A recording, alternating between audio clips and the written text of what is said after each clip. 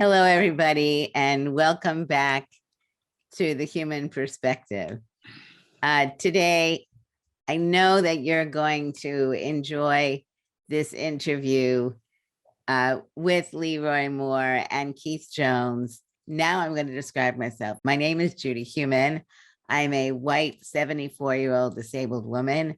My hair is shoulder length. I'm wearing earrings that dangle a little bit. I've got red glasses and a mixture of lipsticks. We're in my husband's and my apartment, and I am wearing a t-shirt that says disability is diversity, which I got from Crip Riot. So Leroy, you're next. Hello, Leroy Moore here. Thank you so much, Judy, for having us. I am a Black man with gray hair. Yeah, I got gray hair now. I'm sitting in my kitchen at UCLA, which I'm a PhD student, and I have a funkadelic sweatshirt on. I love my sweatshirt, and yeah, that's me. Thank you, right. Keith. Hello, my name is Keith Jones. I'm also the co-founder of Krip Hop Nation, along with Leroy Moore Jr. and Rob the Noise Temple. May you rest in peace. I am an African-American male with a 5 o'clock or 10 o'clock shadow, depending on what side of the country you are on. I'm sitting in a hotel room underneath a framed photo in a red chair, wearing a red, black, and green Pan-African t-shirt with the access symbol. And it says Black, Disabled, and Proud, which is a part of our clothing line at Soulful Wears. So when did your interests in music and poetry begin as individuals? Okay, so music began, I tell this story a lot. I was young, she was in my father's basement back in Connecticut. And I saw, my father had a huge record collection. So I saw all these musicians and I was picking each one of them out, and I saw all these blind blues musicians and blues musicians that had disabilities. I'm like, oh, that's me, you know. So that's where I discovered my music. But you know, I started in hard rock. I was a hard rocker. I loved, you know, AC/DC and Ozzy Osbourne. I had a mohawk. Then hip hop came on the scene with the Sugar Hill Gang. I was like, what is this? You know, so about the time I found hip hop, hard rock was becoming soft. This new wave. I was like, what the hell is this new wave stuff? You know, because I was a hard rocker. So when hard rock became soft, I was like, oh, let me go into this hip hop. And because I was from New York City, I saw hip hop on the corner. A quick story of that, the youth at that time said, okay, Leroy, you'll be the eyes for the police because the police won't mess with somebody that has a disability. So, and they said, of course you can't come in the cypher, you can't rap, you have a disability. Yeah. And Keith? Yeah. Well, music has been around forever, as far as I can remember, in my home. Sitting at my grandmother's piano with her, writing my first gospel song, I think it was like 7. Moved to upstate New York, and that's where found hip hop. Actually was a Sugar Hill record. I was like, what is that? My step-grandmother lived in Brooklyn, and we went down to Brooklyn the winter of Thanksgiving 77, 78, and I hung out the window and I was like, what is that? And this is in the age where you could actually have school supplies and they would give you like composition books. So I had an actual composition book and I wrote my rap name, which was F-E-Z-O, in 1978 on the 18th floor of Bed-Stuy Projects. Well, you know, I was born in Philadelphia, but I don't really claim it that much because I only lived there 3 months, but I grew up for 25 years in Brooklyn. So every time I hear Brooklyn being mentioned, I'm so excited. When did the two of you meet each other? I love this story because, okay, we went online on MySpace. I was just starting Krip Hop, and I saw Keith's like first song on MySpace. So I was like, oh my God, this man is dope, so it's like, okay, we gotta get together. And come around that he's, an activist and all that. I was like, wow, okay. Oh, we met face to face at the DNC in Boston. We looked at each other, was like, are you sure they're gonna let us in? Are you sure? And we went, and we actually, I think what precipitated the sealing of the bond, as we shall say, is us being at the disability caucus room. And we sat there for 1,700 hours and nobody showed up. And when we left, that's when we ran into Ben Affleck. Where's that picture? So we actually have the picture of me and Ben. I got the picture. Of sitting there talking to Ben Affleck about disability policy and how specifically I had went to John Kerry 2 weeks earlier and said, if you pull together disabled veterans, the senior community, and the disability community, you can swing the election 15 points in your way. And then they looked at me and Leroy was like, oh, hell no, y'all too radical. Get out. And so we were excommunicated from the Democratic Convention. But it was not my fault. It was Leroy's fault. I just work here. Your story about how you met is great. How did this evolve? And has Krip Hop Nation turned into what you were hoping it to be? So after we got kicked out of the DNC, me and Keith went to the studio, music studio in Boston, and I had the idea of Krip Hop Nation in my head, and we talked it over in the studio, and Keith was like, "Yeah, let's do this." But it really started on the radio station, KPFA, and I was a part of this disability radio show called Pushing Limits. And I convinced the radio show to do a 3-part series on hip hop and disability, which they did.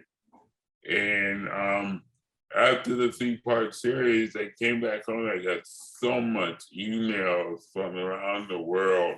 So that's when I wrote down the mission statement and got in contact with Keith, got in contact with our ancestor now, but Rob Denoy's Temple, he was the elder of us. Yeah, and we all three wanted to have Krip Hop as an advocacy tool. We didn't want a label, we didn't want a charity kind of thing. We wanted it as an advocate and education tool. So I think it's really going good now. We put in like 20 years of hard work doing things on SSI dollars budget, traveling the world with our own money. We're not a nonprofit. We didn't want to go down a nonprofit way. We started this because music industries were not looking at disabilities. Entertainment industries were not looking at us. There were only certain acceptable disabilities, quote unquote, in terms of getting into entertainment or politics, but it was never for Indigenous, Black or Brown, or LGBTQ plus. It was never for anybody who was outside of what was deemed appropriate. But we always kept our head down and kept pushing, because as much as it was about putting out poetry, it really was about the mission.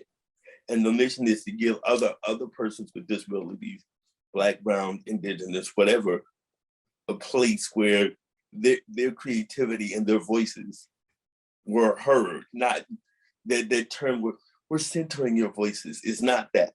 What we did was, here's the stage, say what you need to say, because we are 20% of the global population, right? We are the world. We are your brothers. We are your sisters. We are your husbands, your wives.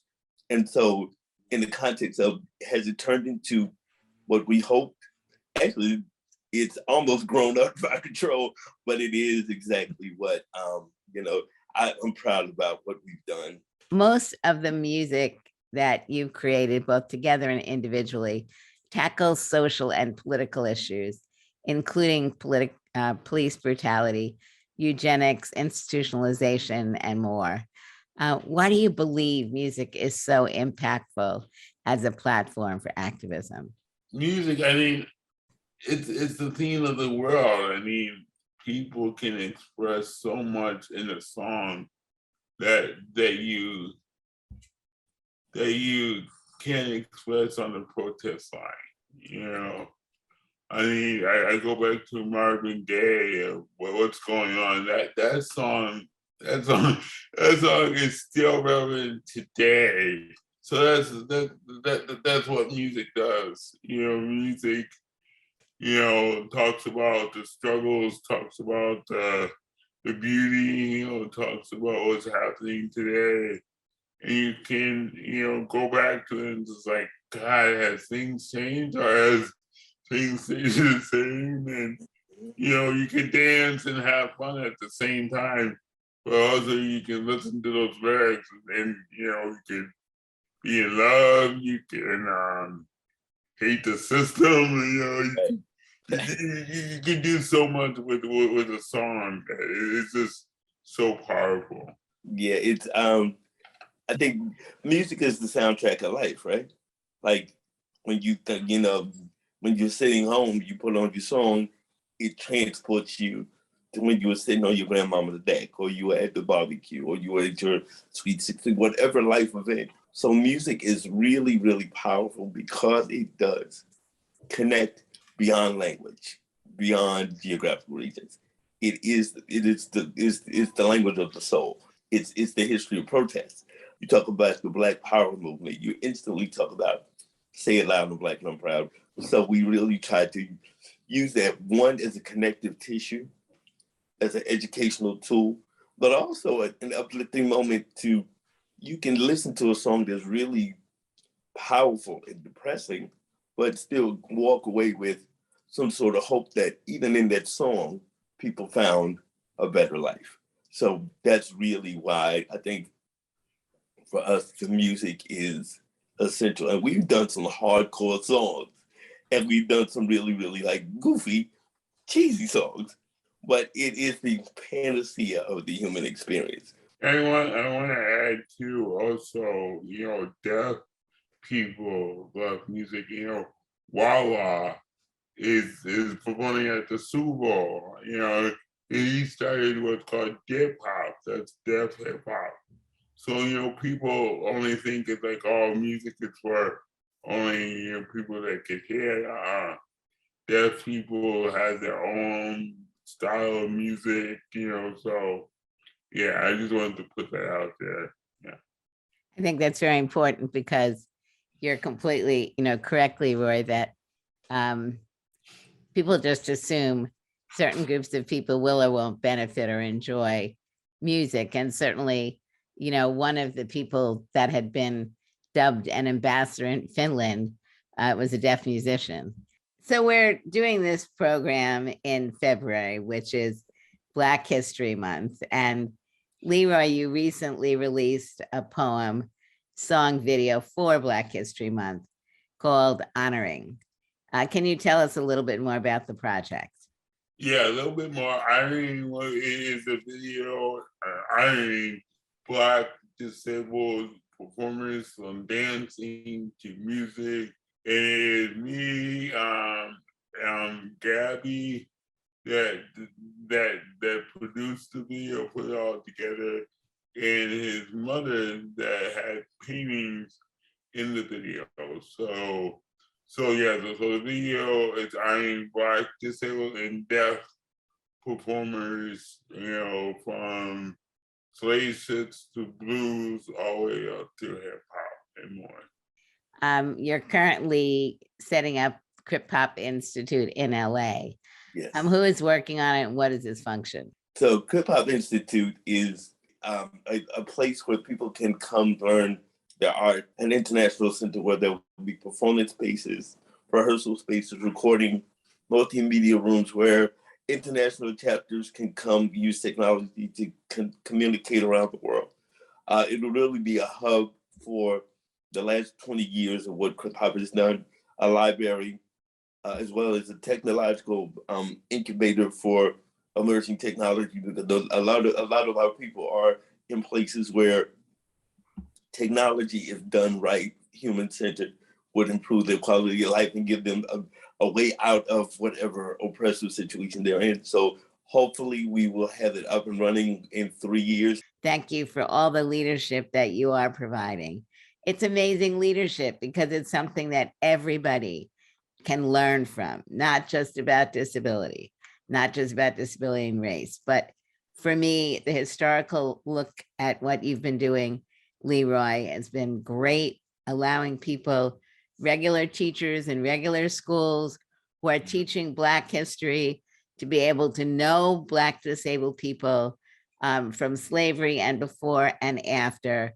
They don't need to do any research. They just need to go and look at what you've done and the work the two of you have done, and pluck these people up and introduce them into the classrooms, both at primary, secondary, and now at universities.